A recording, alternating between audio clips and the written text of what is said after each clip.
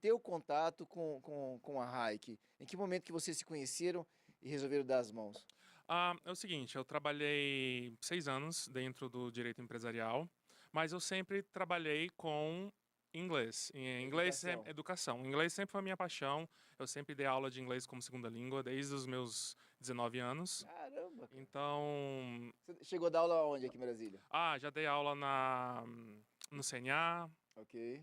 Skill, cultura inglesa, e atualmente sou tutor particular. Então, sou professor de inglês particular. É Então, diferente, só por uma curiosidade aqui, porque vale muito. A gente vai falar hoje sobre educação internacional sim, e a língua internacional continua sendo inglês, né? sim, Então, assim, essa parte de você estar desenvolvendo o teu inglês é muito importante.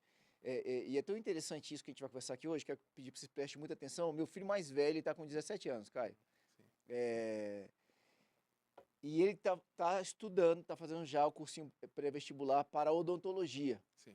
E a gente estava conversando esses dias, porque ele falou, pai, eu estava pensando em fazer faculdade fora de Brasília e tal. Eu falei, vamos conversar e vamos dar uma olhada nas melhores faculdades, então, aqui no Brasil, faculdades federais, né, ou estaduais. Sim.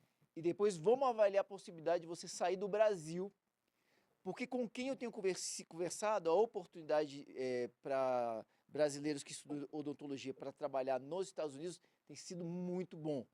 No passado, se a gente falar aí, talvez de uns 15 anos, há uns 15 anos ainda era Portugal, né? Sim. Portugal era espetacular para odontologista. Parece que caiu um pouco e parece que agora o grande foco é os Estados Unidos. Ou seja, se eu conseguir ampliar a minha percepção de mundo a nível de construção da minha carreira, eu começo a enxergar o mundo um pouquinho menorzinho, né? É por aí, né, Caio? É E aí eu verdade. preciso falar inglês, né?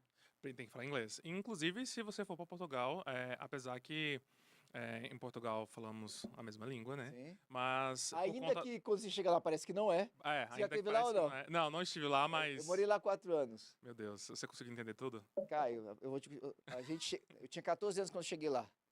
Aí estamos lá no hotel. Eu e meus irmãos, fomos três dos filhos. Meu pai fez muitos filhos, fez 5. Mas só foram 3, os mais novos. A gente senta na frente da televisão, eu lembro daí sentado, meus pais também, a gente no hotel, olhando pra televisão, e o cara falando e a gente olhando assim, passou uns 5 minutos, um olhou pro outro e falou assim, alguém entendeu alguma coisa? É Cara, difícil. você não entende nada. Entendi nada. Entendi nada.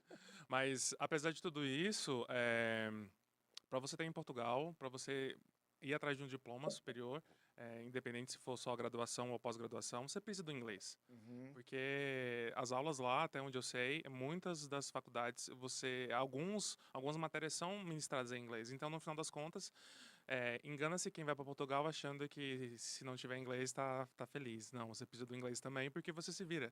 Inclusive, eu tenho 3 alunas que estão agora em Portugal, alunas particulares de inglês, que elas me procuraram porque o trabalho delas, apesar de estar lá, uma está em Porto, outra está em.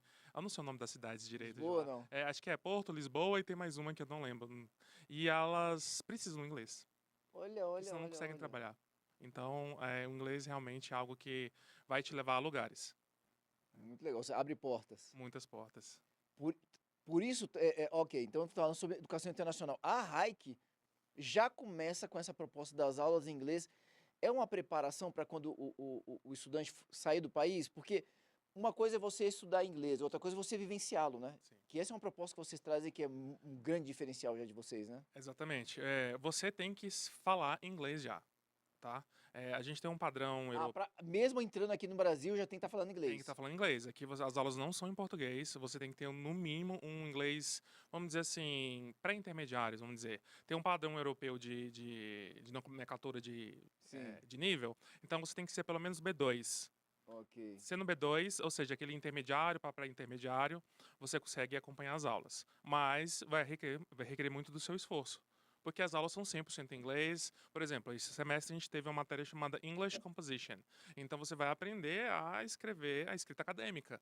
Como que você vai escrever se você não sabe escrever, ler ou se comunicar? Então você precisa falar inglês. Porque você vai fazer os 2 anos aqui e essas matérias vão ser transferidas, aproveitadas lá nos Estados Unidos. Então, essa é a sua base. E a sua base ela tem que estar bem solidificada. Então, tem que saber inglês. Cara, isso é tão Ou seja, é muito estratégico, quando vocês escolheram as matérias, porque eu fico imaginando o English Composition, ou seja, eu estou sendo preparado para ser um universitário americano, Sim, para exatamente. valer.